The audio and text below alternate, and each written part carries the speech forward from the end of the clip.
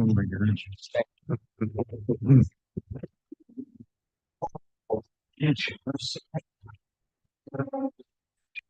Need to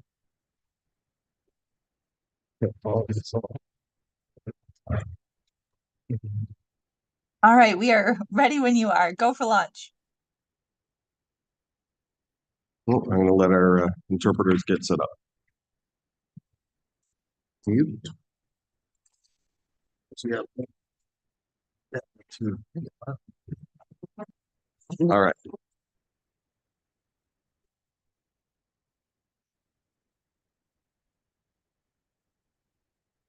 Good evening and welcome to the December 10th, 2025 meeting of the Henrietta Town Board. I'd like to call the meeting to order. Please call the roll. Councilmember Page, Here. Councilmember Belanca, Here. Councilmember Barley, Here. Councilmember Stafford, Here. Supervisor Schultz. Here. We'll begin the meeting with a silent prayer followed by the Pledge of Allegiance to the flag.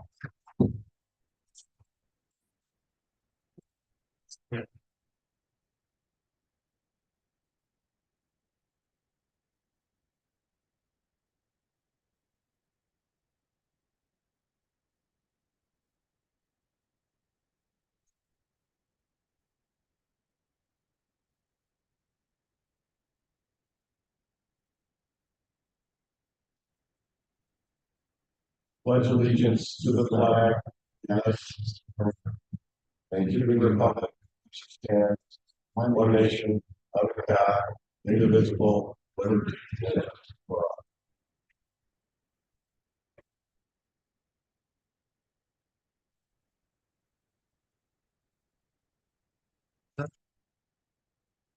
Can I get a motion to approve the minutes? Mr. Supervisor, I make a motion to accept the minutes of the November 19th, 2025 meeting. Seconded. Any discussion? Hearing and seeing none, please call the roll. Councilmember Page, Aye. Councilmember Belanca, Aye. Councilmember Barley, Aye. Councilmember Stafford, Abstain. Supervisor Schultz. Aye. Before we go to public hearings, we're gonna do a couple resolutions. Right? Do you have it on? Yeah, it's just you. Can I read it from the thing? One moment, please. This wasn't that one. It's a different one. Oh, It's me, right? Yeah. Okay. I wonder what they're going. Okay. Oh, No. is it? Sorry. It's, No, I'll do we can do, it. that's, if you're ready, go. I'm ready. Mr. Supervisor and fellow board members, I have resolution number 21-408/2025. Whereas Michael Catalano has worked for the town of Henrietta for 36 years, beginning as a utility laborer in the Department of Public Works and working his way up to the motor equipment operator in 1992 and working foreman in 1996 for drainage, before becoming senior labor foreman for sewer and drainage in 1999. And whereas during his time in sewer and drainage, Mike was the foreman overseeing the around-the-clock pumping of the Herculean efforts in response to a sewer collapse on Cattaraugus Drive that occurred 25 feet below the street and created a significant sinkhole in the street.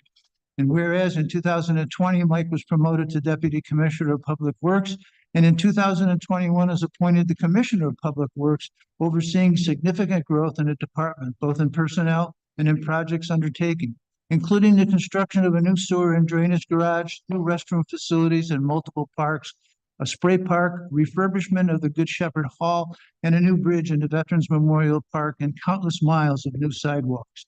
Therefore, be it resolved that the Henrietta Town Board thanks Mike Catalano for his dedication and service to the town of Henrietta and for his willingness to respond at all hours of the day or night to help keep the residents safe, whether plowing sidewalks, responding to sewer issues, dealing with flooding, or any other emergency or issue that arose. We thank his family for sharing Mike with the entire town for the betterment of our community. Seconded.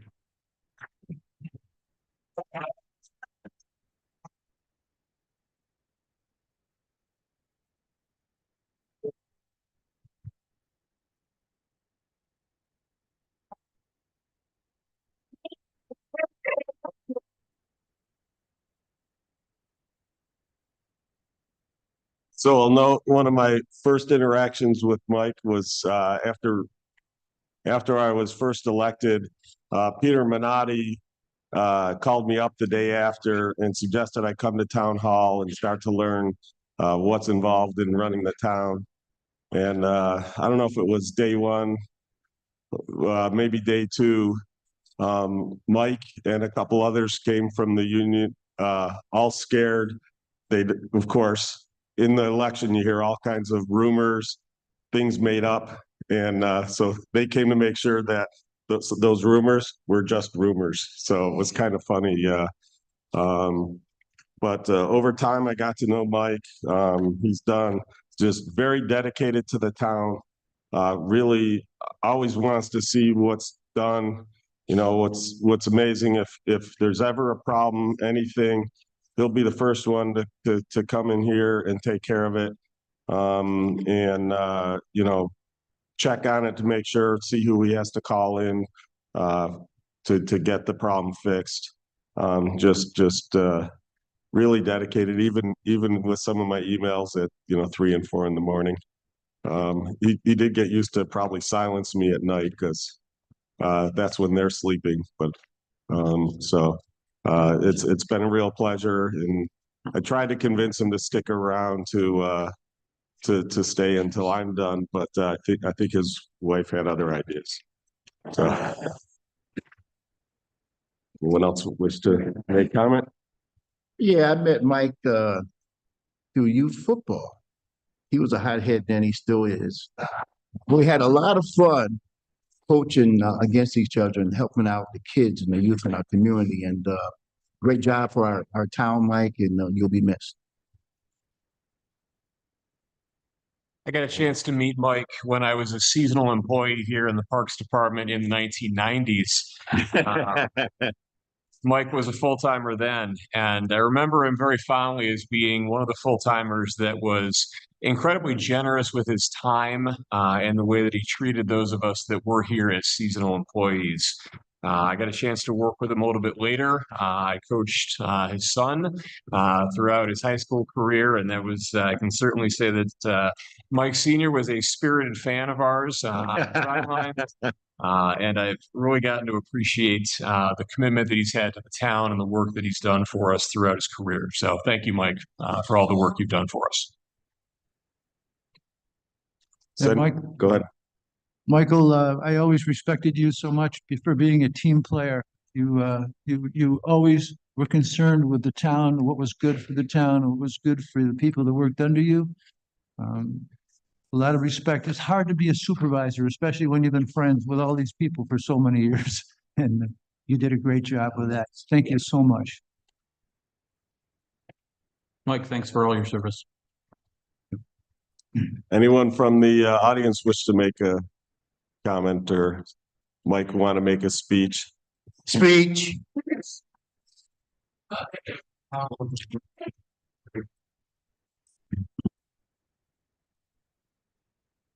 So we've got the proclamation. So I'm going to actually call the roll first, because otherwise I sometimes forget to call the roll.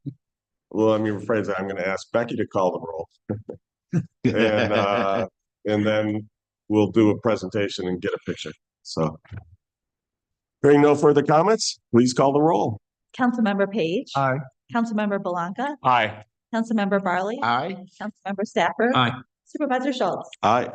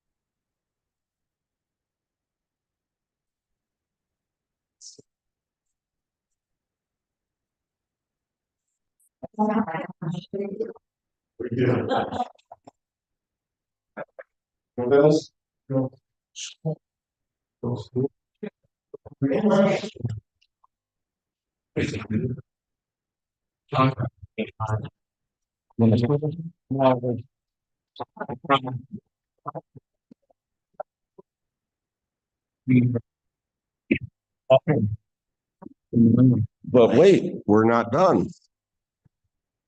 Supervisor Schultz and fellow board members, I have Resolution 21-406, 2025. Whereas Joseph D. Belanca Jr. has served as a member of the Henrietta Town Board for 4 years. Since first being elected to the term starting January 1st, 2022, following the example his father set before him with his community service. And whereas while serving as town board, Joe has served as liaison to the Library Board of Trustees, Parks and Recreation Advisory Board, the Youth Development Advisory Committee, and the Educators Growth Committee. And whereas prior to serving as the town board, Joe worked for the town as a seasonal employee from 1993 to 1997. First as a recreation attendant, and the last 4 years as a seasonal grounds maintenance operator in the Department of Public Works. And whereas, in addition to serving with the town, Joe also served the community through his work as a teacher in the Russ Henrietta Central School District since 1998, where he teaches history at the senior high school, which is apt as the Civil War history buff, and has coached tennis and volleyball. Therefore, be it resolved, the Henrietta Town Board thanks Joe Belanca for his dedication and service to the town of Henrietta and the entire Russ Henrietta community, and thanks his family for sharing Joe and the entire town for the betterment of our community. Thanks, Joe.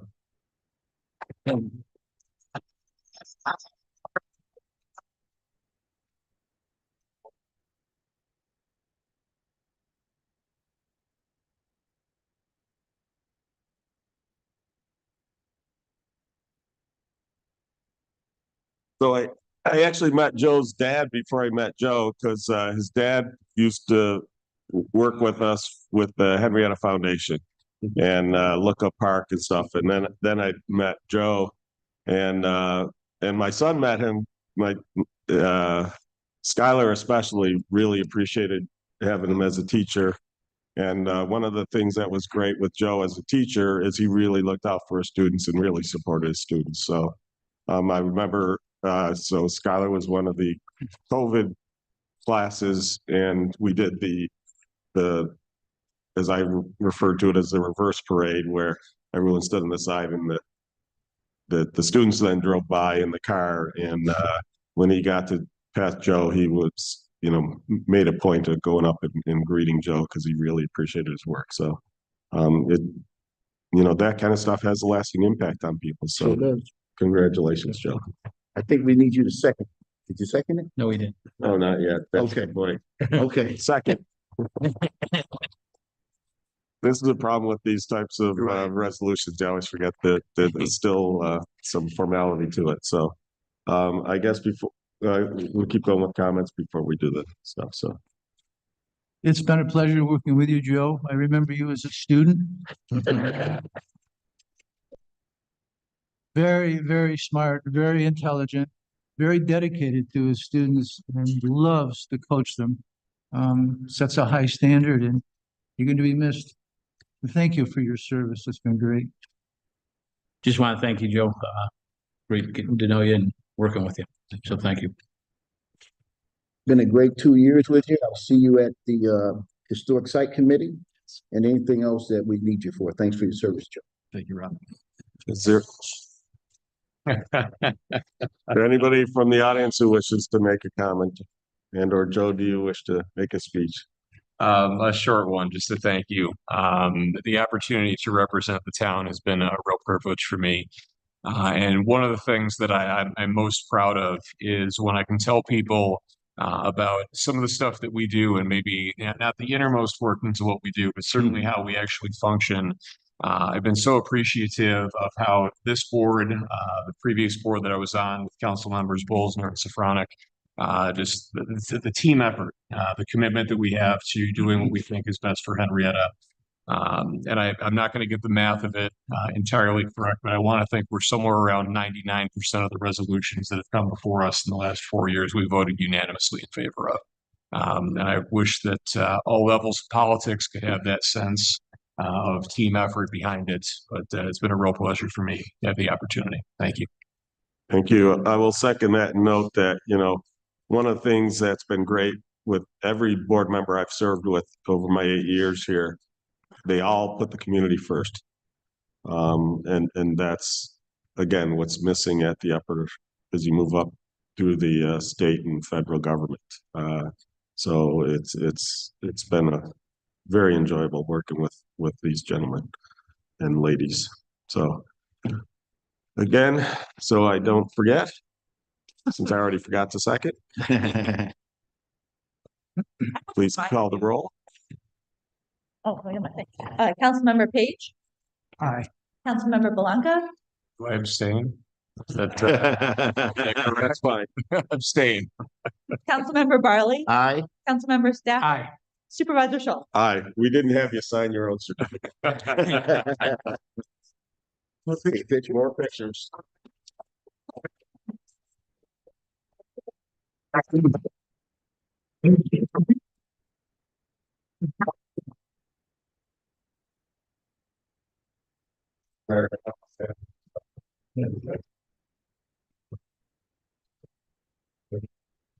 We're not. Clearly, we didn't rehearse this. And here we go.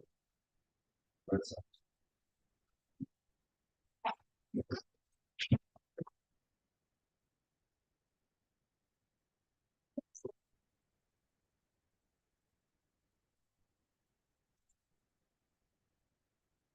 And last, but certainly not least, fellow board members, I have resolution 21-407, 2025. Whereas M. Rick Page has served with distinction as a member of the Henrietta Town Board for 13 years across 2 stints, first being appointed in October 2011 and serving for 9 years, and then being reelected in 2021 to serve for an additional 4 years. And whereas Rick also served on planning board for 7 years, starting in 2004, and an additional 2 years starting in 2019. And whereas in addition to serving with the town, Rick has also served the community through his work at the Rush Henrietta Central School District, starting as an elementary physical education teacher in 1968, then serving high school students in 1985, which led to being appointed assistant principal at the high school in 1987, assistant director of student services in 1990, and assistant superintendent for school operations in 2000 until retiring in 2003. And whereas many know Rick as coach, thanks to his many years coaching football, lacrosse, skiing, and softball, including coaching the football team to the 1986 Section 5 championship, as well as Rick being a member of 3 locally based World Championship softball teams, and both Rick and his father being enshrined in the Cortland Sports Hall of Fame at SUNY College. Therefore, be it resolved that the Henrietta Town Board thanks Rick Page for his dedication and service to the town of Henrietta and the entire Rush Henrietta community, and thanks his family for sharing Rick with the entire town for the betterment of the community. Second.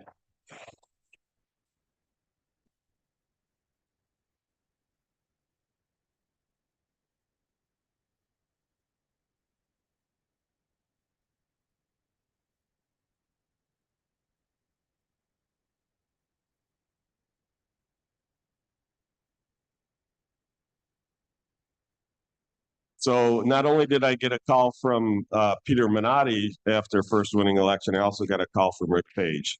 And Rick invited me over to his house, and we had a long discussion about what I was planning to do and what stuff I was looking to do and how he can help. And from the get-go, we had that that spirit of put the community first. And he's been extremely helpful my entire time on the board, and very supportive of the things we've been trying to do, and brings a I'll say a veteran presence and an aspect of viewpoint with a long history of leading and serving Henrietta that I will certainly miss. This is sort of the second time we've said goodbye to Rick. I don't know if he's coming back in 2 years. I sincerely doubt it. I hope he spends time with his grandkids. Like I said, it's even though I never played sports under Rick and can't call him coach, he's essentially been a coach to me, how to act on town board. So very appreciative of all you do, Rick. Thank you very much. I also have gotten to know Rick quite well over the last couple of years. My relationship with him goes back to high school. He was my ninth grade administrator. And I can remember I was called to his office once and only once. My version of the story is that my phys ed teacher marked me absent incorrectly, and Rick was nice enough to buy that story. And I made sure I was never in that office again. There was a reputation about Mr. Page that he was going to give you the consequences that you deserved. And that was enough to make us know that we didn't want to be there. I've gotten to know him from a distance growing up.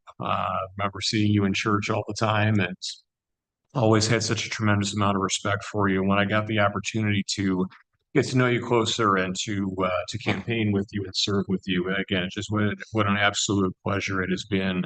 I consider you a mentor in so many different things, not only what we do here, but also in life. I truly value the friendship that we forged throughout the years. So thank you, Rick. I will note that if I'd gone to school here, I'd have been in Rick's office a whole lot more than just once. I'd like to say, Rick, maybe we'll have enough time to get out and play golf a little bit more now that, you know, you're slowing down and whatnot.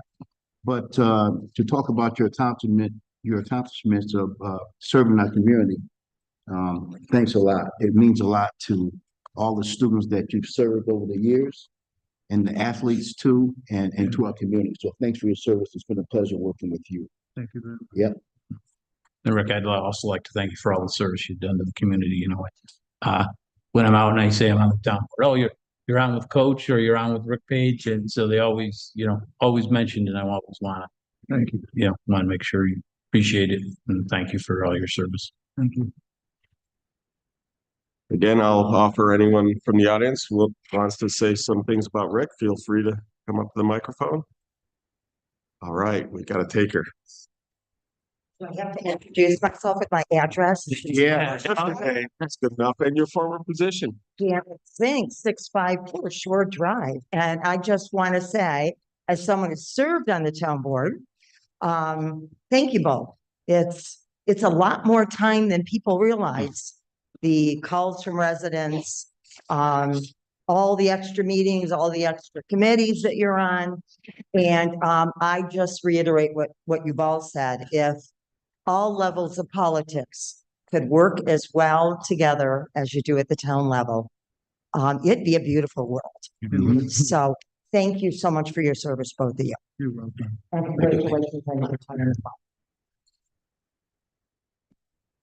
That's right.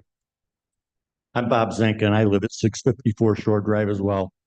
I just want to say that these are two examples of just great public servants. And they're both very, very beautiful human beings. And I've worked with you both on a number of things and my heart's out to you. Okay. Thank you. Thank you. Ready for our last picture session?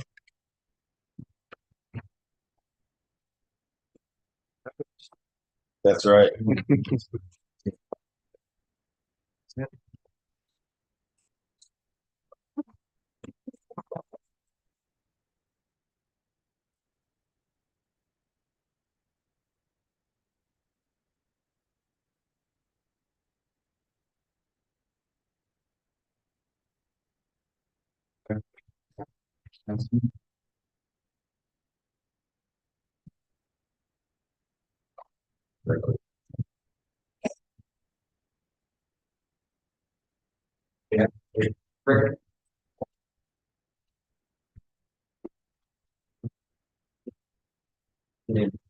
Yeah, you want it.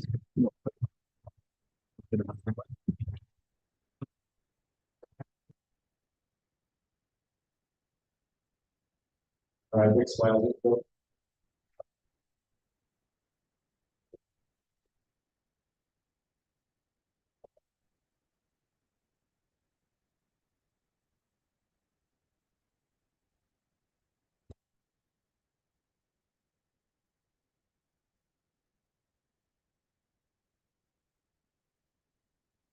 now I will call the roll. See? Councilmember Page, Yay. where did we let that? I said yay. Councilmember Blanca. Aye. Councilmember Farley, Aye. Councilmember Stafford. Aye. Supervisor Schultz. Aye. All right, thank you very much. If people want to escape while we start our public hearings, feel free. Nice seeing you. Bye, take care.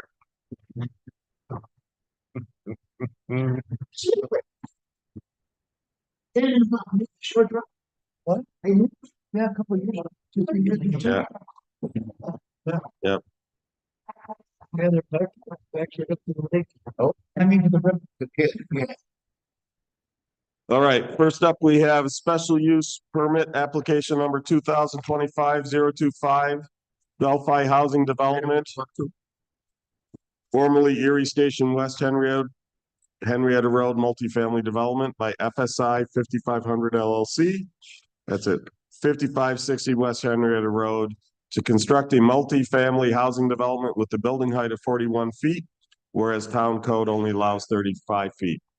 This project has been in previously, was approved. Unfortunately, we didn't notice when we did the rezone from industrial to the multifamily residential.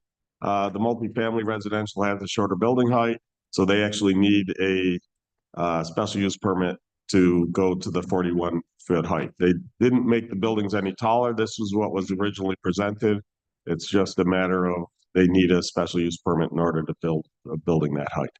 I will also note that at the meeting and at some of the planning boards, at our meeting, there was a discussion or comment from some of the neighbors if they could alter the plans any to move the houses, the unit that was nearest to Erie Station Road further north, so get it further away from the site of the houses. They did accomplish that. There was also a request to move the units nearest to the historic properties further to the east, to pull the road in and to pull the embankment in so that there would be no ground movement in that 150-foot buffer, since a lot of those historic houses have old cobblestone basement walls. They accomplished that as well. So the plans have changed slightly from what we approved, but again, based off of what we asked them to do and planning board followed. If you remember, we asked the planning board to follow up on those two things. So with that said, do we have somebody from the presentation? I don't know if you've got the update. Do we have the updated Plan? Plan? No, I don't think that was in the submission. It was just for the Okay. elevation, so.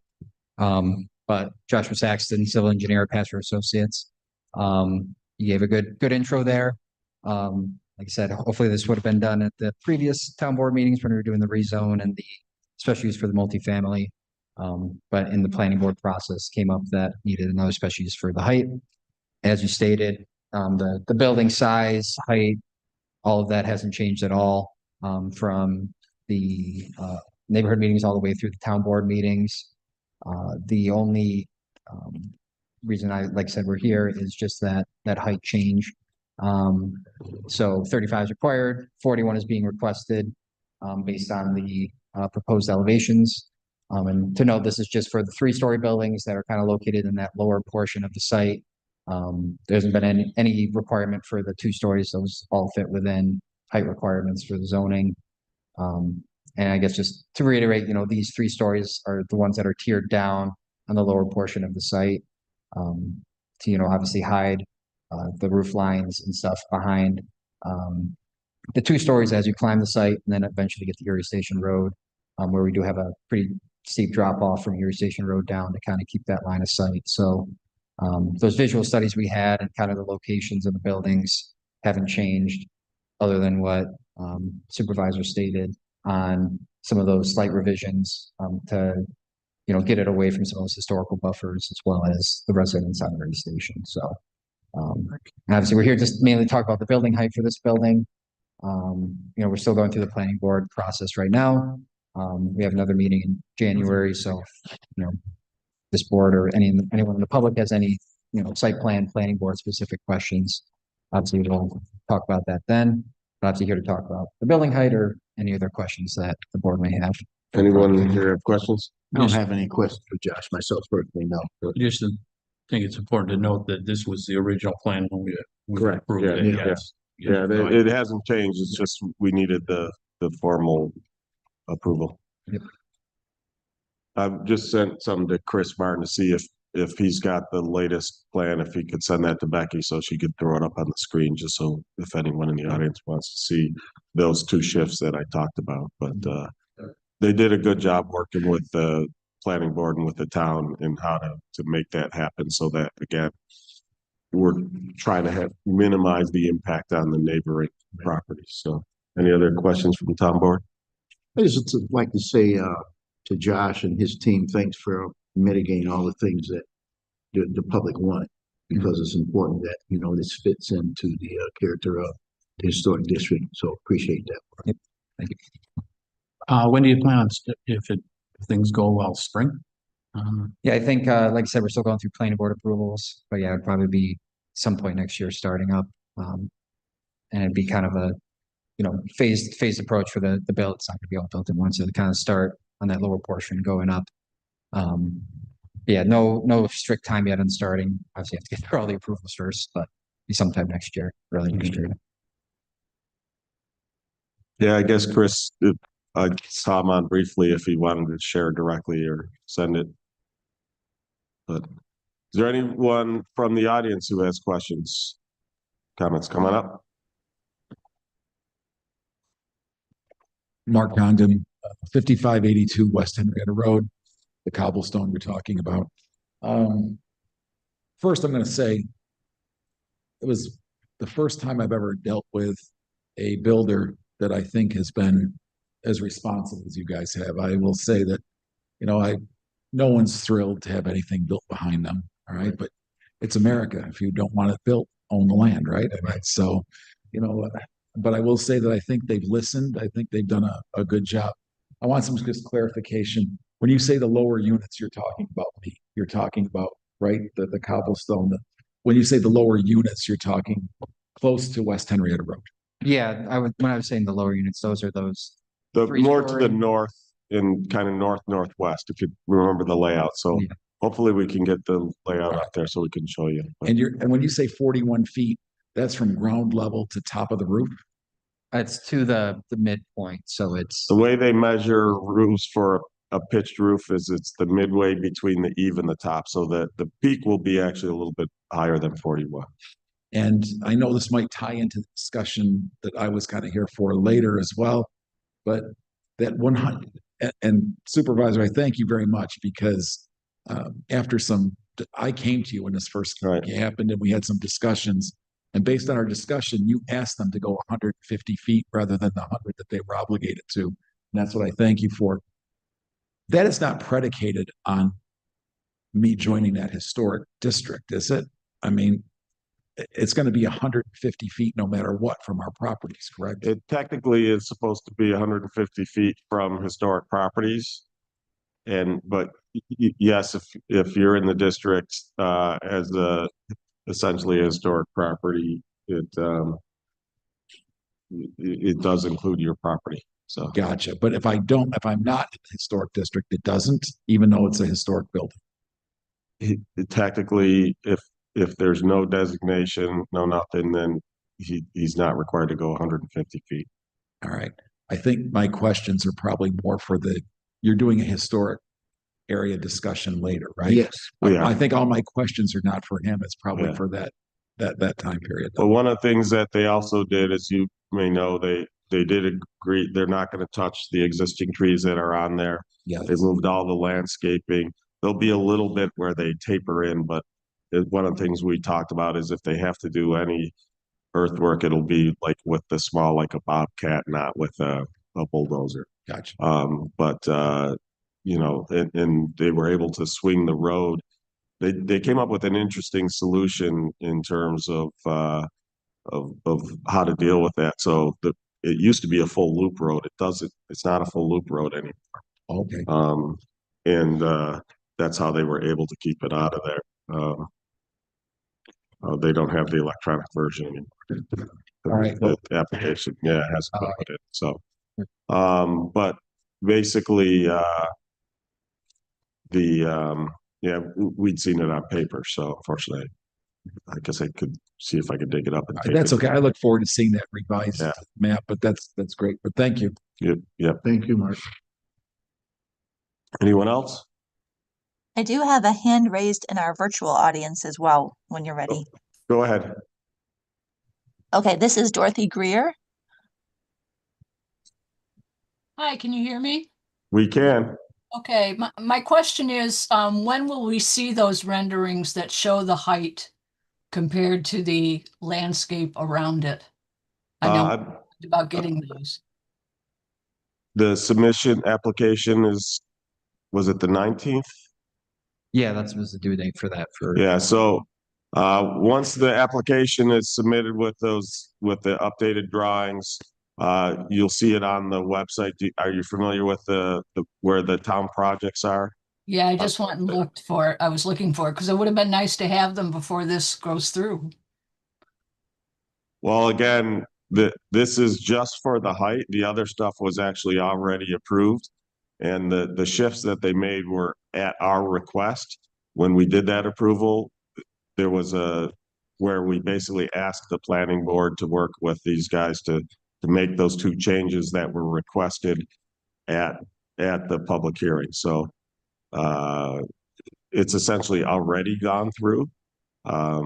We're correcting an oversight where we missed. There should have been 2 special use permits granted when we did the approval, not just the one. So I'm correct in hearing that on the 19th, we should be able to see those drawings? I don't know if our staff will have the time to get it up the same day, but they will get it up as soon as possible. So 19th, 20th, 21st, somewhere thereabouts. All right, thank you. You bet. If you don't see it, like by the 21st, feel free to send me an email and I'll make sure it gets put up there. Thanks, Steve. You bet. Harry?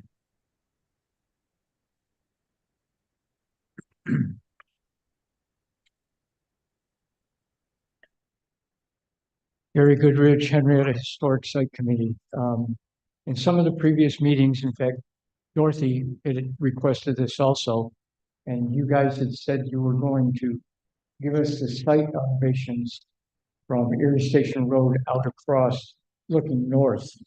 I haven't seen those yet. Are they going to be in this next round, or are they going to be at the planning board? You're talking about an updated because they had given them previously.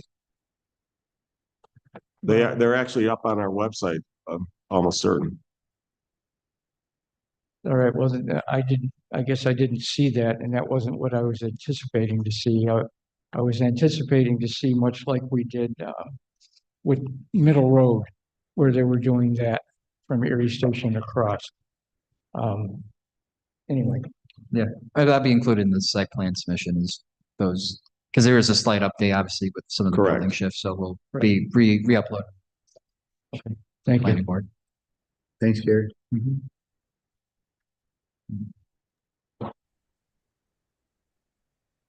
Supervisor Schultz, Yep. are you looking to show the view sheds that we saw before? If you'd like to. I wasn't sure if you wanted me to show them at all. They I- are available on our website on the projects page. I did confirm that's where I located them the fastest. Is anyone else, are you interested in seeing the previous view sheds? Or are you asking about the updated view sheds based off of the shift that we asked them to do? Okay, no, he's interested in the updated one, so again, sometime after the 19th, shortly after the 19th, they should be up there.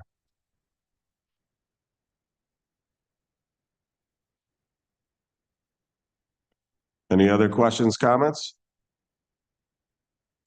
Then hearing and seeing none, I'm going to close the public hearing for special use permit application number 2025-025, Delphi Housing Development.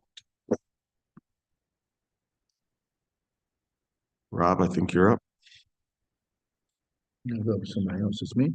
Look then.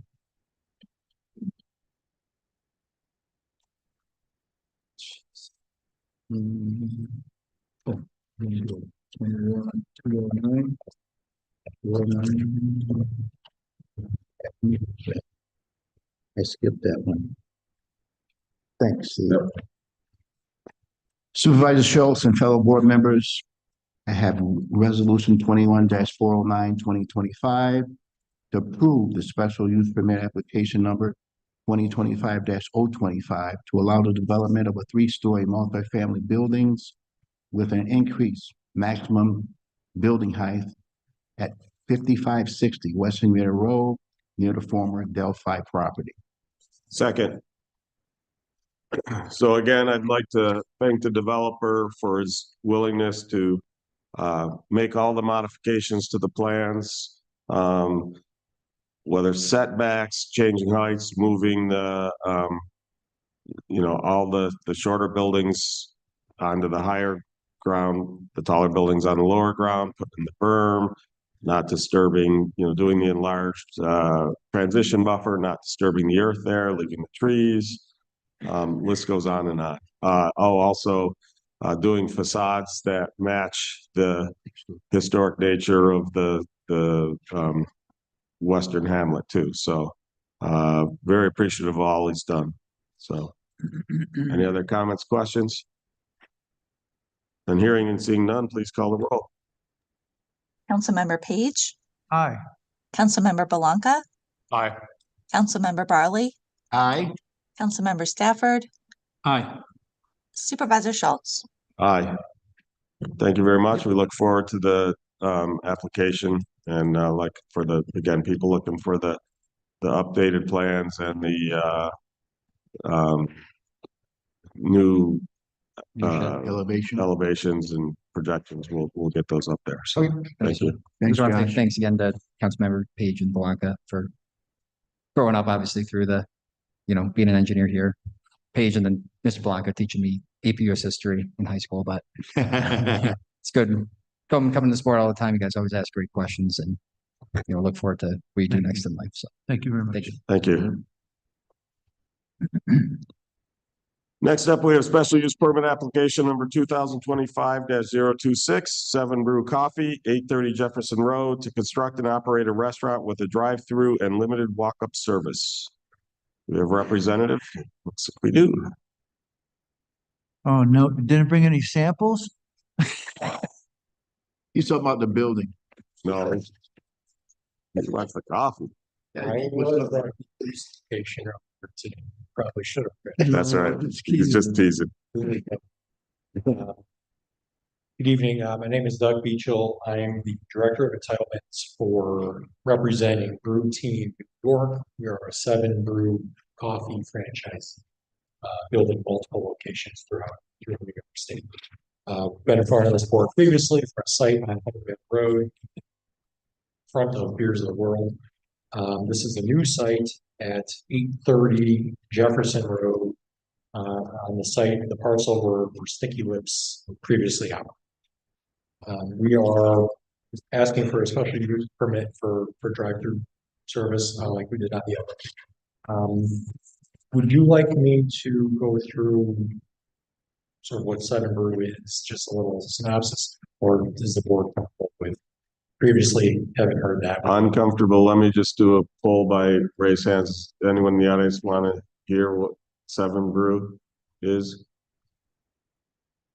Oh, so again, we're good. And so one of the things I'll note in the drawing, I wish they had made the overlay a little more opaque, because you're seeing the in the middle, you're seeing the existing Sticky Lips building showing through, but just to be clear, that big green area down the middle, that's just lawn right now. There's no structures in there. any structures you're seeing is you're seeing through to the existing stuff. They're developing the western portion of the parcel. You see the long queue lanes and their kiosk in the southwest corner. The rest of it, they're leaving as open space for a potential other quick service restaurant or some other similar use. That's a fairly standard practice. That happened when they put in the Burger King on West Henrietta Road. And there's now a Chipotle going in next to it. But so they don't necessarily know what's going to go in there, but the idea is they're creating it so that it's essentially ready to build for some other operator to come in. So go ahead and just present your plans for the. Okay, so our initial is modified. So we had received some comments for this meeting and also for planning, which we've applied to as well. Kevin Wilson and Fire Marshal and other departments. There was some sort of flow discussions that were had, and what we had done is a request was made to make a secondary access point in the back northeast corner to the rest of the Genesee Regional Market. And we've run that by them. Greg, keep them close to the mic if you could.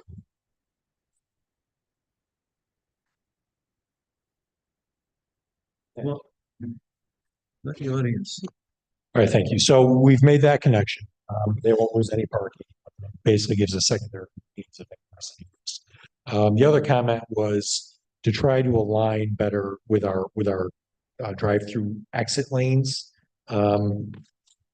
Without knowing what this feature use is in the middle, we couldn't necessarily align with the drive in front of the regional authorities building there.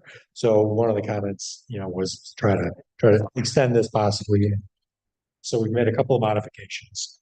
We received a letter today for the planning board application from Kevin stating that he is content with the modifications we've made to our submitted initial plan. So those are the changes that we've made to try to make flow a little bit better and and better accessibility, ingress and egress through that exit to the entrance, exit to the rear. Other than that, basically the plan is mostly the same. Enter through the rear, 2 lanes of traffic, come through the drive-through line. Order taker will come out to your vehicle, much like Chick-fil-A with an iPad or some sort of ordering system. Take your order, and by the time you get to the canopy and the stop cars, our employees will bring the beverages out to your car, and then away you go. Doug, how long is that per car, that queuing area? How many cars? How many cars would be in there? This one, I think we have 28, possibly 30. One of our initial sketch plans had a front. I think it's probably 20 to 30. Okay. So it's a long. Well, and then the thing is, even if it spills over, it's spilling over into the drive of the combined facility. Right. So there's no way it's going to be spilling out on the Jefferson Road. Right. It's nice to know that it's really large. Yep.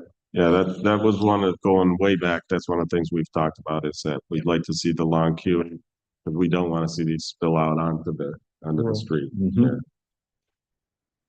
Correct. So we take that into consideration as we find sites throughout the region where we can accommodate the volume of traffic that we potentially could have sometimes. So, with the 2 lanes, it really helps move through traffic, and with the order takers being able to go out amongst the vehicles, it does help expedite that. And so ultimately, our goal is speed. We like to try to get you from your order to your beverage being added to you within 4 to 5 minutes. All right. Any other questions from the town boards? Just, I know it's a prefab building where they just come and kind of put it down, but there was some discussion the other day at our workshop. any work there may have to be done under prevailing wage. Did we ever find out for sure there? Were you aware of that? Genesee Valley Regional Market. No, I was not. You may want to, We'll look into yeah, because it's a pseudo governmental authority. Yes. correct. It's its own district, correct? Yeah, and then there was a previous project where then a lawsuit entailed because the developers didn't do it. So we're pretty sure that's still in place, that's a requirement. So just so you know. Okay. Just that you might want to be aware of that before. One thing I did not think I would hear this evening. Right. But I appreciate that. We'll look into it. And just so everybody knows that fuel sticky lips is coming down. So Yes. yeah, I had that question that somebody asked me today on that. What are they going to do with the sticky lips? I said, no, we're taking that down. So. Any other questions from the town board? No. Is there anyone from the public who wishes to ask a question? If anyone's got their hand raised, I can't see them. Nope. No. Anything online, Becky? Then Nothing hearing- online. Hearing and seeing none, I'm going to close the public hearing for the special use permit application number 2025-026, 7 Brew Coffee. Fellow board members, I have resolution 21-410, 2025 to issue a negative declaration and approve special use permit application number 2025-026 by Brew Team New York LLC for a 7 Brew Coffee at 830 Jefferson Road. Second. Any questions or comments? Hearing and seeing none, please call the roll. Councilmember Page, Aye. Councilmember Belanca, Aye. Councilmember Barley, Aye. Councilmember Stafford, Aye. Supervisor Schultz. Aye. Congratulations, and if you wish to do a ribbon cutting when you're open, just let me know, and the local chamber has all the giant scissors and ribbon and everything you need. So, All right. Well, thank you for granting our special use permit. Appreciate working with Tom Fennerman. Thanks, Doug. thank you. Yep. Thank you. Next up, I have a public hearing for the proposed sale of easements on town-owned land to National Grid for transmission line upgrades. Do we have anyone from National Grid here? Yes. Yes, we do.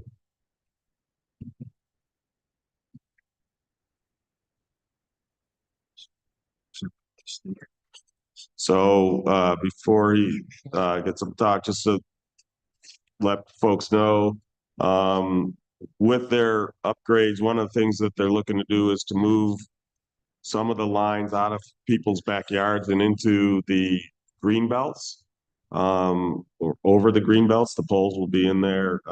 We did check with regards to whether that's allowed with or without parkland alienation, and there was a ruling by the New York State Comptroller and the Court of Appeals that New York, it's called town law, meaning the laws that govern the towns. New York Town Law Section 198, paragraph 4 does allow the town board to convey park district lands without legislative alienation approval. As one of the things on there is it can't be disruptive of the park use. Well, in this case, it's open space. We couldn't put structures there anyways. So the fact that we can't put structures under the power lines doesn't change the fact that we couldn't put structures there in the first place because of the nature of it's part of what's called a cluster development. And we also made sure that none of the poles would disrupt the existing paths, because some of the paths that connect the neighborhoods to the local elementary school run through these green belts. So none of those are disrupted. So none of the park use was disrupted by the transmission line. So therefore, under New York Town Law Section 198, paragraph 4, we're able to do this conveyance. So go ahead and if you could just give a quick overview of what you're looking to do with the two new lines. Yeah, my name is Mike Lennon, representing National Grid tonight. Thanks for having us. I wasn't at the last meeting. I did a formal presentation on the project, so I think I'll just hit a quick highlight overview that we have two existing transmission lines that go through the community that are due to be rebuilt. We're going through the regulatory and the permitting process for that now. We're working with the town on the town-owned parcels as well as residents in the town that we need to widen or get new easements from. We're approaching all of you the same manner with appraisal data and requesting the granting of those easements through an option agreement. I just wanted to remind everybody of that at this time, we're looking to secure an option. And then once regulatory approval comes through in 2026, we would fully execute and pay the remaining balance on those. As you alluded to, through consultation with the town, as we're rebuilding these modern transmission lines, they require wider easements than we would have had in the past, and to where we could take advantage of the town open space or green space, utilize that to support this widened easement as opposed to going further or approaching further into people's yards. In cases where we're coming up to folks that have existing sheds and other infrastructure in those easements, we are, as we alluded to last meeting, working with those folks to relocate those things as best we can. I think that generally covers it, unless there's any new questions from the board or anyone that's here tonight that I could answer. No, I'll just make a couple things. The reason this resolution is approving the sale of the easement is because we can't enter in the option agreement without approving the sale. Right? In other words, that option agreement says that if this happens, we have to sell. So basically, even though we're securing options now, we are having both the town and regular landowners sign the easement agreement, so all the paperwork, documentation is in place. As soon as that regulatory approval comes through, it's a much simpler thing. So yes, we're asking, you're having to approve the full sale. One other thing I'll note is that under that town law 198, the revenue received from those parcels in that town law or in the park districts has to be used for park improvement. So that's about 60,000 of the 273,000. I'll also note that we did ask our assessor to review the monies offered, and while there was some slight differences of opinions on a few of the things, in total, the amount they were offering was at, or actually it's above market value. So we're not allowed to sell land for less than market value. She said it is definitely over market value. So we're good there. I will note that I've seen notifications for the Public Service Commission hearings going by. I don't know if you know off the top of your head when those are scheduled. I think that they were calling for some public hearings. There's one this week, Leslie. Thursday would be the next topic. And where is that being held? Typically online as well. Yeah, if you want to post the link, we could send it. That's tomorrow. Okay. Yeah. So it's tomorrow, but it's online. I'll make sure we have it posted to our website tomorrow morning. We'll either do it tonight or first thing tomorrow morning. But if anybody wishes to give feedback to the Public Service Commission, they're the ones who actually will have the authority as to whether they can do this or not. Not the town, but obviously with regards to town land, that's up to us. But the way we look at it, we'd rather, it's not really even an inconvenience to have them in the green belts, and therefore it gets them out of people's backyards. So we're whatever yards we can spare, we're happy to do so. So when you have the poles in these green belts, where are you running? Are they going to be on the side? I mean, towards the side, or you run them down the middle? Or exactly where the pole's going to be? Because my concern would be that, I know those green belts are used by kids a lot to play ball and football and everything else. Not these ones. These ones are more like one of them is around the West Branch of Red Creek. That's right. These are more of the type that are interconnects. So like I said, I could get from the Cattaraugus neighborhood over to File Elementary. They're the long, narrow type. There's not a whole lot in terms of large fields like you have between Authors and Nevins. So, but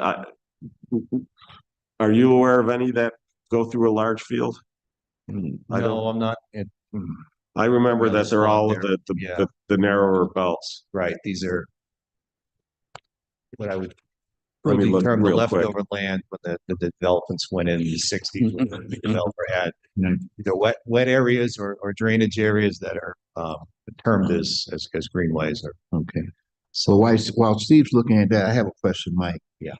For the options and the signing over of the easements by residents, are they given a upfront fee that's not refundable if this doesn't approve it? Yes, based on the appraisal data, we have a price point for the easements. Everyone that we come to terms with gets the 10% of that total amount upfront at the time of signing, and it is non-refundable. If the project does not get approved or goes away, the residents and the town would all keep that 10% option. All right, thanks, Mike, for explaining that. Yeah, Mike, the larger ones, they're over by Beckwith, and this is going down where the what's that road? Let's see.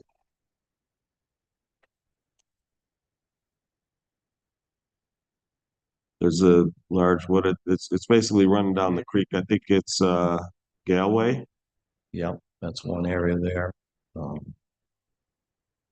Overlook, we shift out of those Is it between areas. Parker House and Academy? I can't Parker remember. House, we shift there as well. Yes. Yeah, so the one large open area is between Notre Dame and Campus Drive, and I don't recall them at all going down that area. Over there, they're actually running parallel to the railroad tracks, if I remember correctly, right? And then you do have 3 commercial properties that are zone commercial in the town that are outside this what we're talking about. Yeah. Okay. Yeah, but it's not. And then the other one, I don't think you're all the way over into the other large property is or open areas by Volmer Parkway. No, not on the Volmer Parkway side, right? We're on the You're on next the Galway neighborhood side of correct, right. Yeah, so that's the other big open mic is over here by And Walmart. that one's They're closer on the west side of the creek here, because otherwise they run it afoul at school. So basically they come up here and then cross over and come up this through here. So the 2 big open spaces again are over by Volmer, and then They're not going to be in those. they're not going to be in either of those. There's the other one. So those are the 2 areas which are the larger fields where the kids play. Yeah, I was looking for that this morning. Yeah. Thank you. Yep. Any other questions, comments? Anything online? Then hearing and seeing none, I'm going to close the public hearing for the proposed sale of easements on town-owned land to National Grid for transmission line upgrades. Mr. Supervisor and fellow board members, I have resolution number 21-411, 2025, to authorize the sale of easements on the town land, including some parcels in town park districts, to the National Grid for transmission line upgrades. Seconded. Any other discussion or comments? Hearing and seeing none, please call the roll. Councilmember Page, Aye. Councilmember Belanca, Aye. Councilmember Barley, Aye. Councilmember Stafford. Aye. Supervisor Schultz. Aye. Next up, I have a public hearing for a proposed local law to amend the zoning code of the town of Henrietta to authorize the creation of and to promulgate regulations for historic districts within the town. So to be clear, there's 2 local laws. This first one is to put in the rules for how historic districts are created and governed. The second local law, which we will actually not be voting on tonight, but we are open to hear feedback on it, is to actually create our first historic district in the West Henrietta Hamlet. So, so again, for this first one, to be honest, I'm fine with, if you want to give feedback on either portion, since they're kind of interrelated, but, technically this first one is for the rules to promulgate the historic district. So, with that, do we have comments? I know we have at least one. Is there anyone who wishes to comment on the creation of the law itself?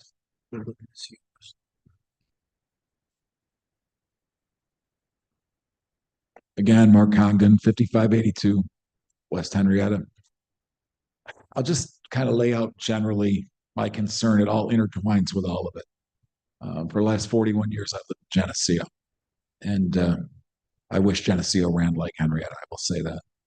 But I'm concerned about even adopting a law, all right, without knowing what the rules in it are going to be, all right? And so if all of a sudden we have a historic district and we're going to make up the rules afterwards of what it entails to be in it, I think that's kind of dangerous.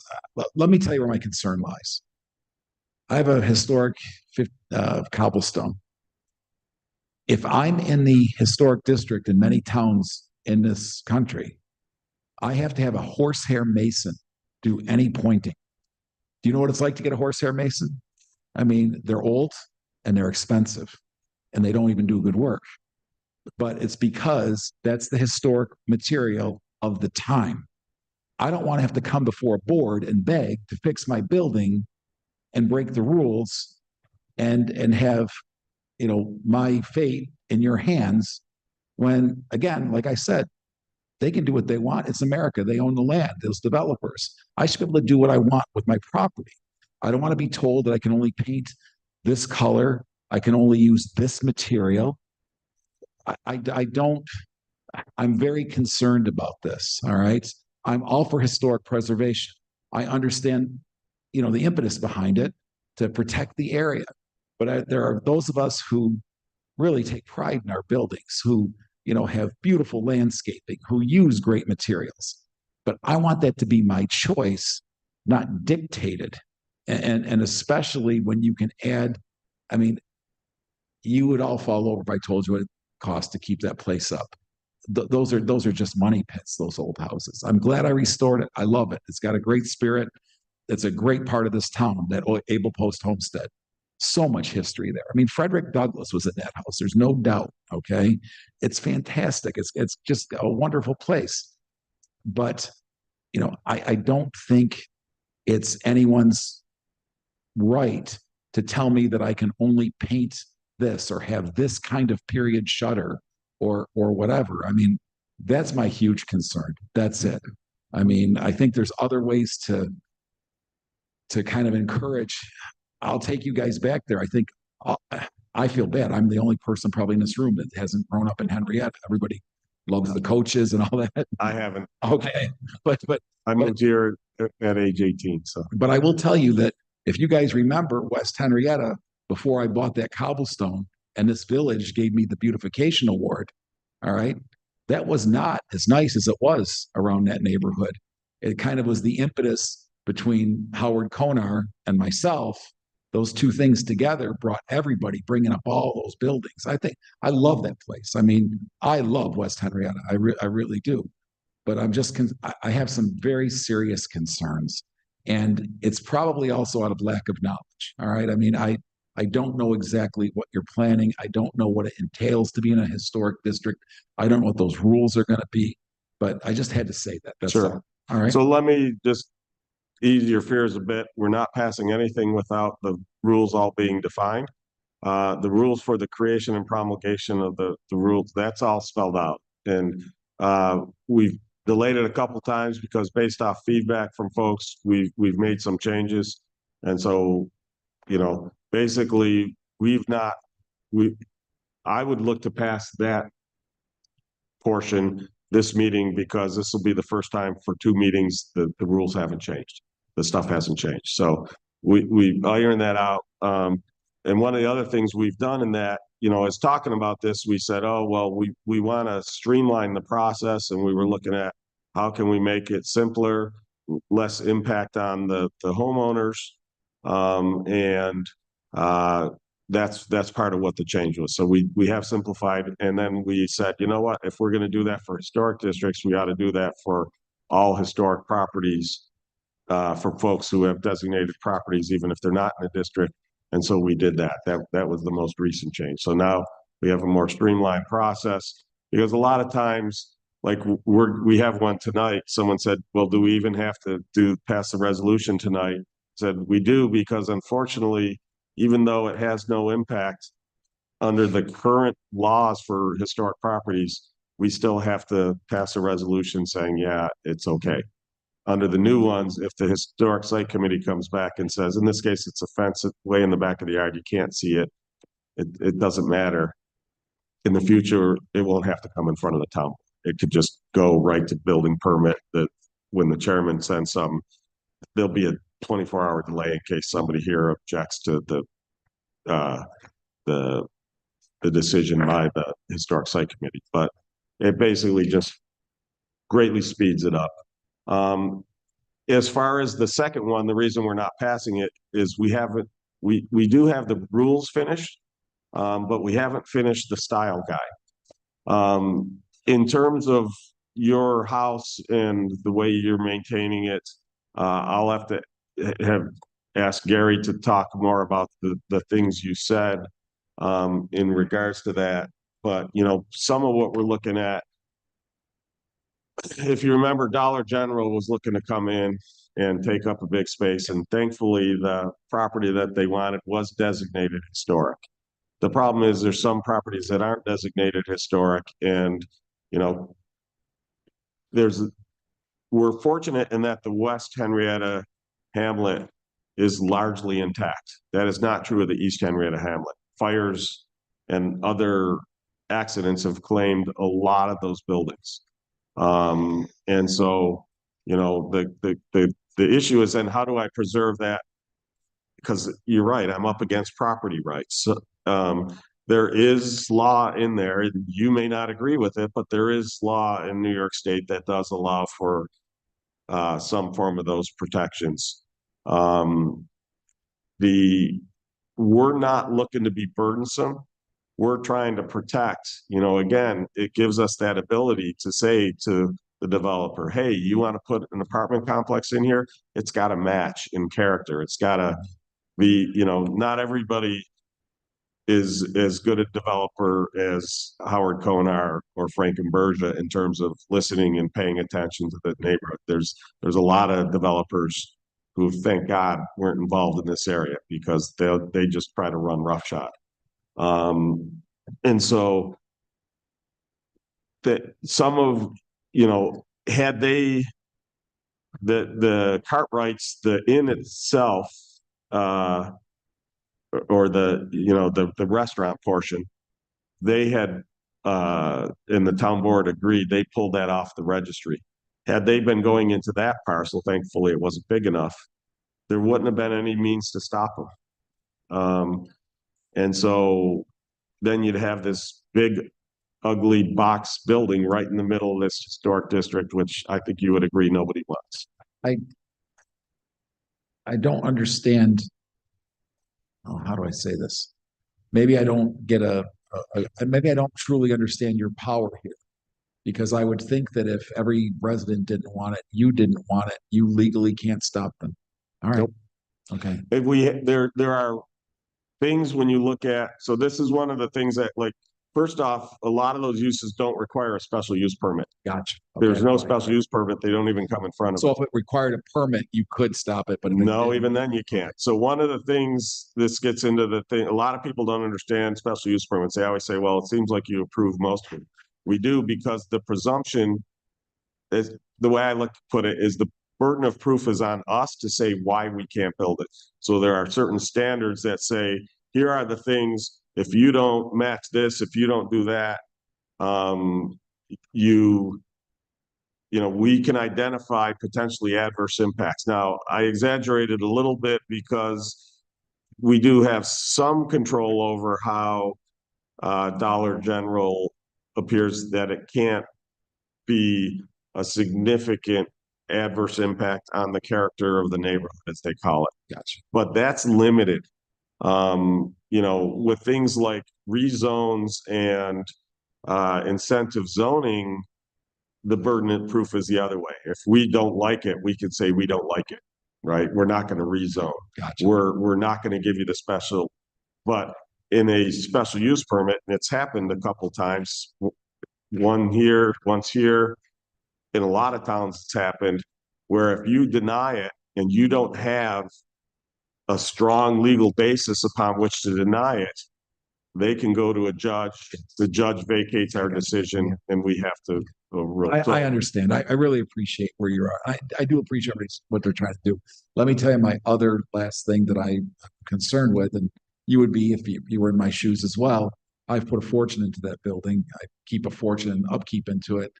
At some point in time, I'm going to die. All right. My family, I would like them to be able to sell that.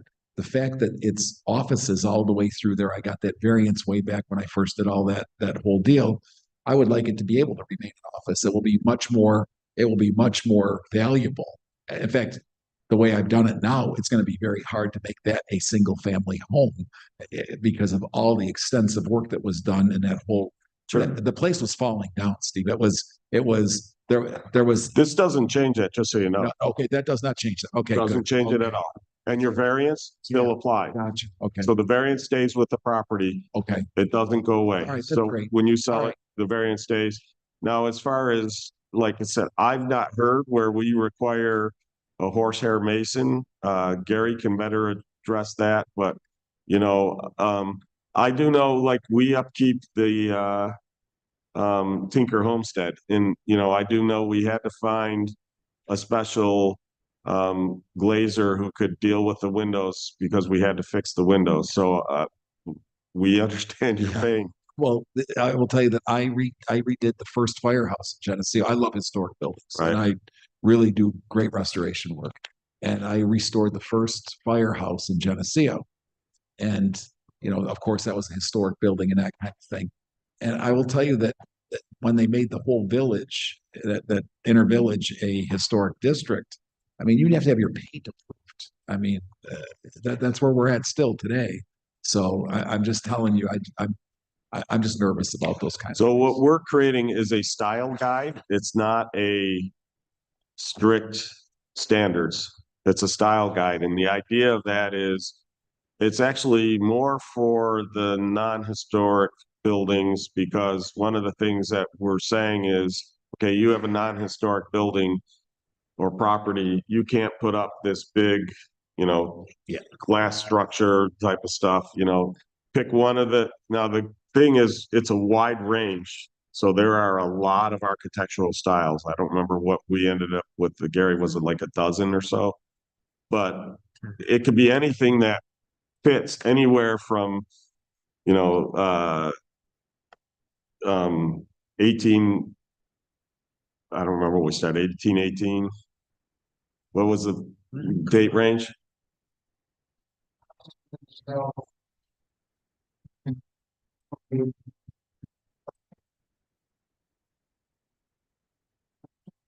1920s. Yeah. So.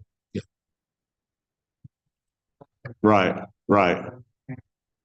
So what Gary was saying for the minutes purposes, that 1818 is the first settlement, so that area, so that essentially from that 1818 through 1920s, any style that kind of matches any of the houses anywhere in that style for these folks, we're saying that's okay.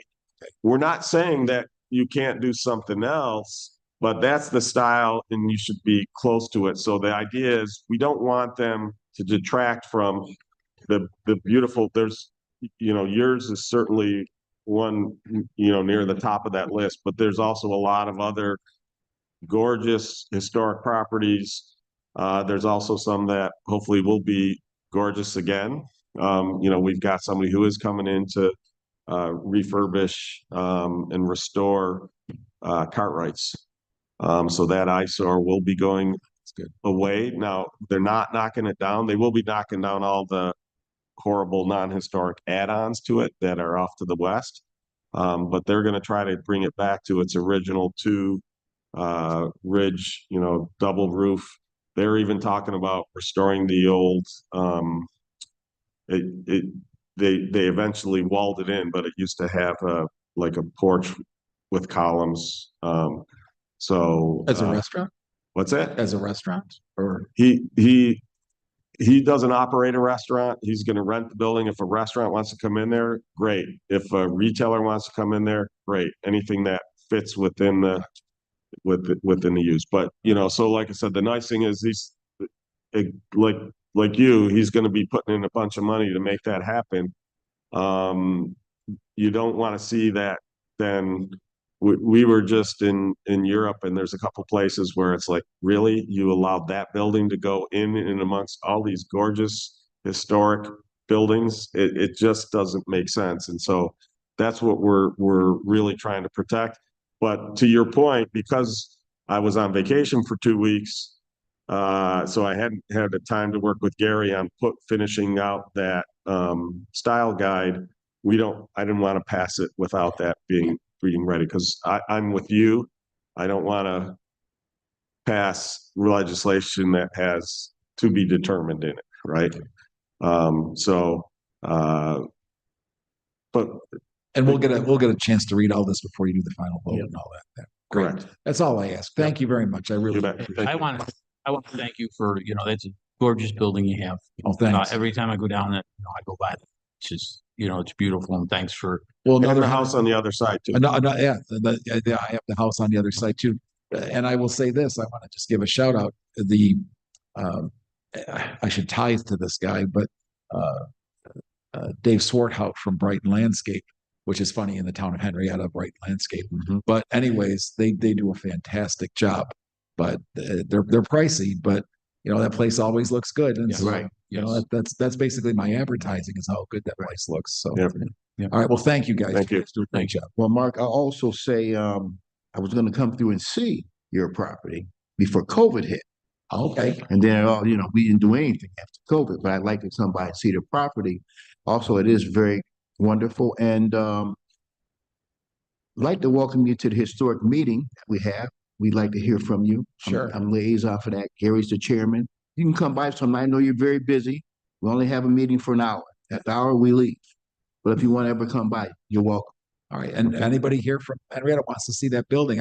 I've done school tours. I've done everything else because it was purported to be on the Underground Railroad. Right. It hasn't been confirmed, but they did find a tunnel across the road when they did Route 15. That's what I heard. And when Frederick Douglass wrote about coming to see, going to West Henrietta, there was the pizza corner, there was the church, and there was my house and the house across the street. Mine's 1832. Right. And as we know, the Post family, was a pretty famous abolitionist family. So you put two and two together, Right. So that's it's a real piece of history. It's a great I'll thing. be giving you a call. What's that? I'll be giving you a call. Anytime. Okay. Anytime. Thanks for your time.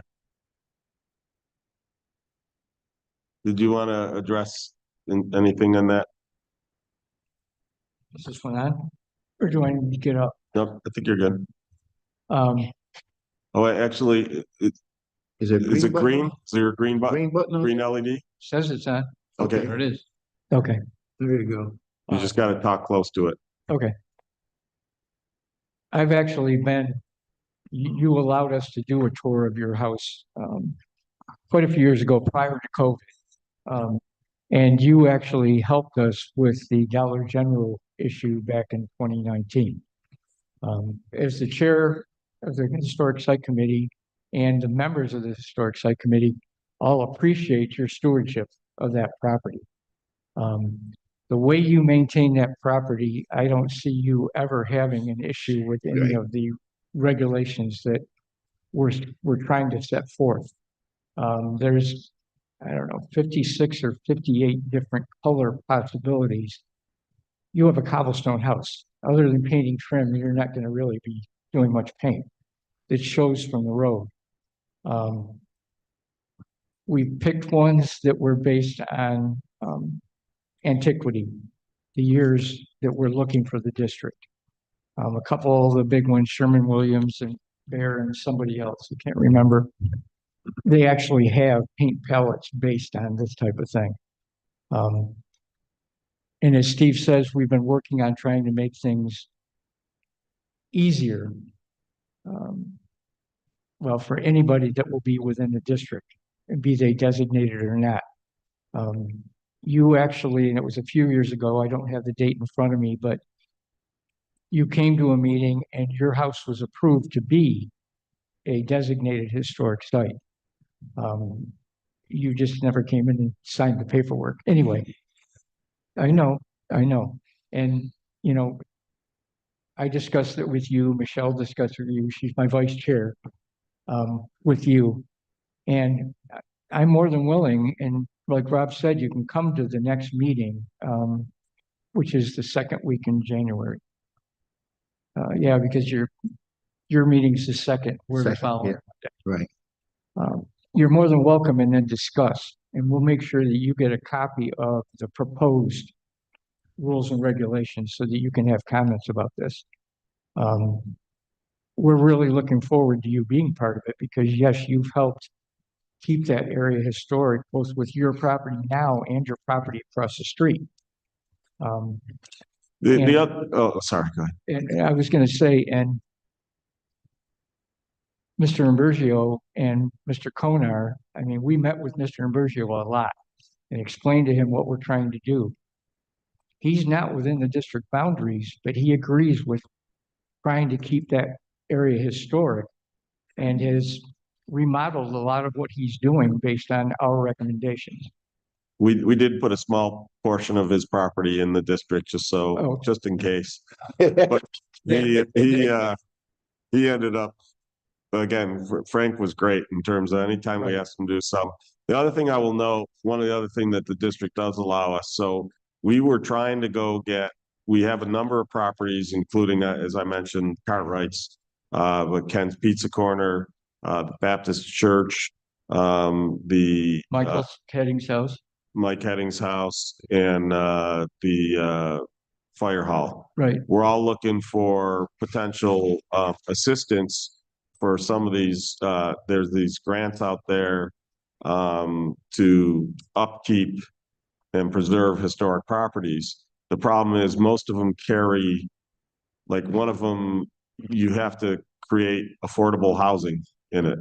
Another one, you have to be in a qualified census tract, or you have to be in a environmental justice area, or you have to be on a main street in a village or a city. All these things, none of them. Oh, guess what? If it's in a historic district, a couple of them, that's one of those options. And so because by creating this, you know, we're taking our time because we want to do it right. I just want to make sure we have it in place by March because that's when the next grants open up, because we do want to go after that. And, you know, if there is some, you know, one of the things we'll notice and we'll send something out to all the homeowners in the thing, because basically the town on behalf of the property owners can apply for this grant, these grants. And if we get them, that, yeah, and it's restoration and or maintenance, you know, so like if you've got, you know, roof is in need of repair, that comes into it. They have a weird thing with there's the only limitations that I saw were on the religious, so like the church, there were limitations as to what it covered, but for most everybody else, you know, so like if you look at Ken's Pizza Corner, you're starting to see some of the lime leach out of the mortar, and that's not inexpensive to restore and repair. So it's those types of things. I wish that if they ever fix real property tax law, in my opinion, people who maintain historic properties should have a partial exemption on their property for the taxes as essentially a thank you for the expense. Now, I would maintain it that I would want it that the historic site committee would have to say, yes, they are maintaining the house properly, because not everybody does. But, unfortunately, we can't do that because real tax, basically property tax is governed by real property tax law. We don't have any say in that unless they give us an opt-in, opt-out. If they ever give us that opt-in, we'll be in the very first day it's allowed, or the first town board meeting after it's allowed. So, we understand, and very much appreciate all that historic property owners do. And whatever we can. So we've put in some incentive zoning for that. We've relaxed some regulations for historic properties. One of the things we talked about is driveways. For historic property, a stone driveway, that's more accurate typically for the older houses than the paved, right? So we changed that rule. There's a bunch of stuff, like I said, for my father, I'm a history buff. I love, like you, I love the old properties. I built a Queen Anne Victorian. It's all modern material, but essentially, if you've ever been down Delaware in Buffalo, there's all these gorgeous Queen Anne Victorians. I always fell in love with them. And so when I designed one and built one, so I'm with you. So is there anyone else who wishes to speak? Either on the local law to amend the code for the rules, or with regards to the creation of the West Henrietta Historic District? Anything online? All right, then I'm going to close the public hearing for the proposed local law to amend the zoning code of the town of Henrietta to authorize the creation of and to promulgate regulations for historic districts within the town. I am going to open up the next one, the public hearing for the proposed local law to amend the zoning code of the town of Henrietta to create the West Henrietta Historic District and to promulgate regulations specific to that district. As I mentioned, we will not be voting on this. When I close this, I'm going to close this session. We're going to keep the public hearing open for the next meeting. We won't be doing it at our January 2nd organizational meeting. It'll be our first full meeting in January, which is, Becky, do you know the date? Put it right on the spot. Let me pull up the calendar. Appreciate it. Steve, while she's doing that, so we're just voting on the first one tonight. Tonight, we're only voting on the first one. Okay. It looks like the second meeting in January is January 15th. It's a Thursday meeting. All right. So when I close this session of the public hearing for the creation, will be, again, the public hearing will stay open and will resume on January 15th. So I know people had the opportunity to speak to both of them. I don't know if there's anyone who wishes to add anything. If not, I'm going to close the session since we, like I said, largely already heard the comments. It looks like someone popped up. Oh, did they change their mind? Oh, okay. Oh, it's Pam. Okay. Then hearing and seeing no further comment, I'm going to close this session of the public hearing for the proposed local law for the creation of the West Henrietta Historic District, but we will keep the public hearing open for January 15th, 2025. 26, thank you. Yeah. Yeah. Going back in time. That'd be a good song. Boy. With that, Joe, can you give us our next resolution? Thank you for everybody who provided input. Mr. Supervisor and fellow board members, I have resolution number 21-412, 2025 to approve and or ratify the following agreements. Second. Any discussion? Hearing and seeing none, please call the roll. Councilmember Page. Aye. Councilmember Belanca. Aye. Councilmember Barley. Aye. Councilmember Stafford. Aye. Supervisor Schultz. Aye. Mr. Supervisor and fellow board members, I have resolution 21-413, 2025.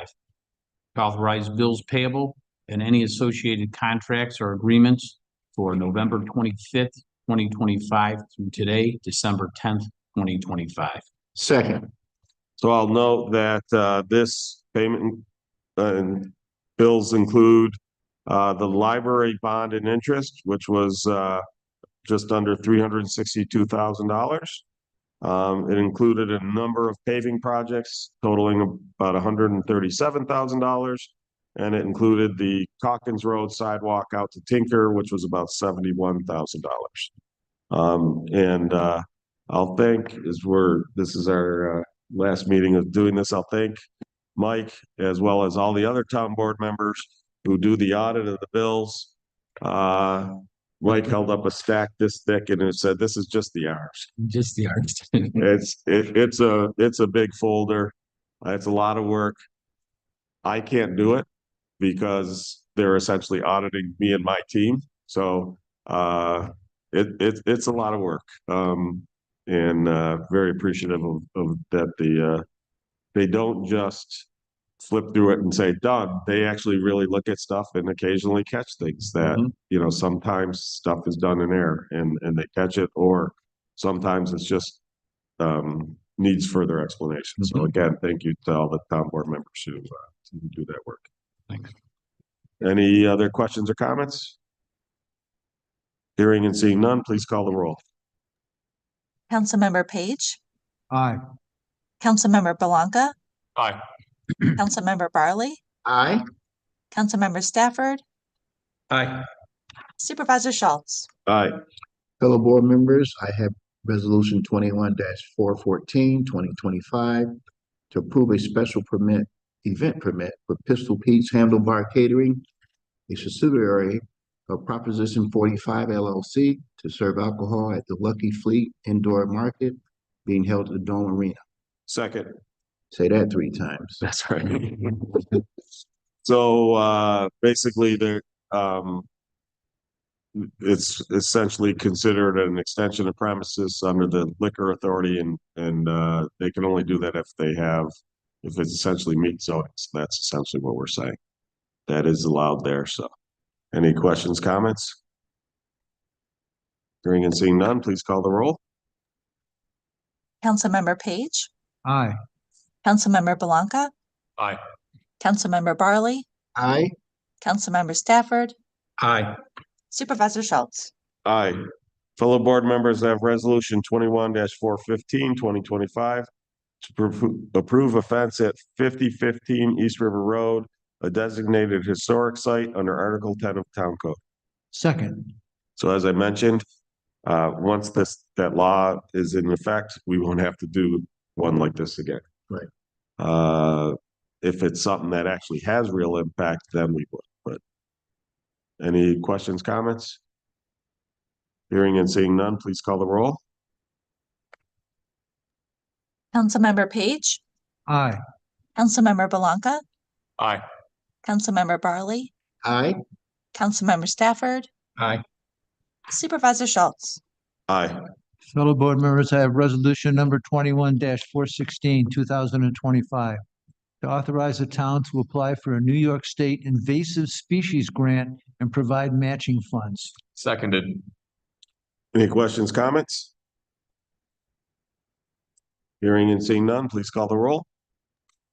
Councilmember Page, Aye. Councilmember Belanca, Aye. Councilmember Barley, Aye. Councilmember Stafford, Aye. Supervisor Schultz. Aye. Mr. Supervisor and fellow board members, I have resolution number 21-417, 2025 to approve the installation of a no parking sign at 31 Authors Avenue and amending Town Code 273-6B accordingly. Second. There's been problems with the school bus getting out with the cars parked across from the exit from Sherman. So it was requested that we make a couple 100-foot no parking area so the buses can get in and out. So any questions, comments? Hearing and seeing none, please call the roll. Councilmember Page, Aye. Councilmember Belanca, Aye. Councilmember Barley, Aye. Councilmember Stafford, Aye. Supervisor Schultz. Aye. Mr. Supervisor and fellow board members, I have resolution 21-418-2025 to authorize the tax surcharge settlement with Old Dominion Freight Line, Inc. for 15 Transport Drive. Second. Any questions or comments? Hearing and seeing none, please call the roll. Councilmember Page, Aye. Councilmember Belanca, Aye. Councilmember Barley, Aye. Councilmember Stafford, Aye. Supervisor Schultz. Aye. Supervisor Schultz and fellow board members, I have resolution 21-419-2025 to accept the deficient dedication of roadways for the fairways at Riverton Subdivision Phase 2. Second. So deficient dedication means the road isn't quite done. The reason we do this is, there was a comptroller ruling that we can't plow if it's not on public property. And so what we started to do, is take some of the roads that have houses on them now. So this is in a subdivision being built. We take them deficient, we hold money. If they don't finish it, we use that money and we finish it. But, it's better and safer for the residents living there, to have town crews plowing, especially then if the emergency vehicles are ever needed. So, any questions, comments? Hearing and seeing none, please call the roll. Councilmember Page, Aye. Councilmember Belanca, Aye. Councilmember Barley, Aye. Councilmember Stafford, Aye. Supervisor Schultz. Aye. Fellow board members, I have resolution 21-420-2025 to accept the dedication of sanitary sewer extensions for the Erie Ridge Townhome subdivision. Second. Any questions, comments? Hearing and seeing none, please call the roll. Councilmember Page, Aye. Councilmember Belanca, Aye. Councilmember Barley, Aye. Councilmember Stafford, Aye. Supervisor Schultz. Aye. Mr. Supervisor, a resolution and fellow town board members, I have resolution number 21-421-2025 to authorize Kenyon Pipeline Inspection LLC to repair crossover storm sewer piping along River Meadow Drive. Seconded. So they do, basically they put a slip line inside the pipe that helps, preserve, storm sewers and, keeps the water flowing better. River Meadow Drive is one of our oldest, if not the oldest neighborhood in the town. So as you can imagine, some of their infrastructure, needs some, shall we say, tender loving care. Any questions? Hearing and seeing none, please call the roll. Councilmember Page, Aye. Councilmember Belanca, Aye. Councilmember Barley, Aye. Councilmember Stafford, Aye. Supervisor Schultz. Aye. Mr. Supervisor and fellow board members, I have resolution number 21-422-2025 to appoint Rowan Hassan and Tharuni Paskaran as student members to the Youth Development Advisory Committee. Second. Any questions or comments? Just one, we got a chance to have them participate as non-voting members at our board meeting on Monday. And they actually both had volunteered at Holiday Lights of Magic the previous Saturday. We got some great additions, we think. Great. Well, glad to hear. Any others? Hearing and seeing none, please call the roll. Councilmember Page, Aye. Councilmember Belanca, Aye. Councilmember Barley, Aye. Councilmember Stafford, Aye. Supervisor Schultz. Aye. Mr. Supervisor and fellow board members, I have resolution 21-423-2025 to declare items surplus materials from the Henrietta Public Library. Second. Any questions or comments? Hearing and seeing none, please call the roll. Councilmember Page, Aye. Councilmember Belanca, Aye. Councilmember Barley, Aye. Councilmember Stafford, Aye. Supervisor Schultz. Aye. Fellow board members, I have resolution 21-424-2025 to make the appropriate budget transfers and adjustments to the 2025 adopted budget. Second. Any questions or comments? Hearing and seeing none, please call the roll. Councilmember Page, Aye. Councilmember Belanca, Aye. Councilmember Barley, Aye. Councilmember Stafford, Aye. Supervisor Schultz. Aye. Fellow board members, I have resolution 21-425, 2025 to acknowledge receipt of the November 2025 revenue and expense reports. Second. Any questions or comments? Hearing and seeing none, please call the roll. Councilmember Page, Aye. Councilmember Belanca, Aye. Councilmember Barley, Aye. Councilmember Stafford, Aye. Supervisor Schultz. Aye. Fellow board members, I have my last and final resolution, number 21-426, 2025, to approve the 2026 crossing guard wage schedule. Seconded. Any questions or comments? Hearing and seeing none, please call the roll. I was thinking the same thing. Councilmember Page, Aye. Councilmember Belanca, Aye. Councilmember Barley, Aye. Councilmember Stafford, Aye. Supervisor Schultz. Aye. Mr. Supervisor and fellow board members, with my final resolution, number 21-427, 2025, to hire personnel. Second. Any questions or comments? Hearing and seeing none, please call the roll. Councilmember Page, Aye.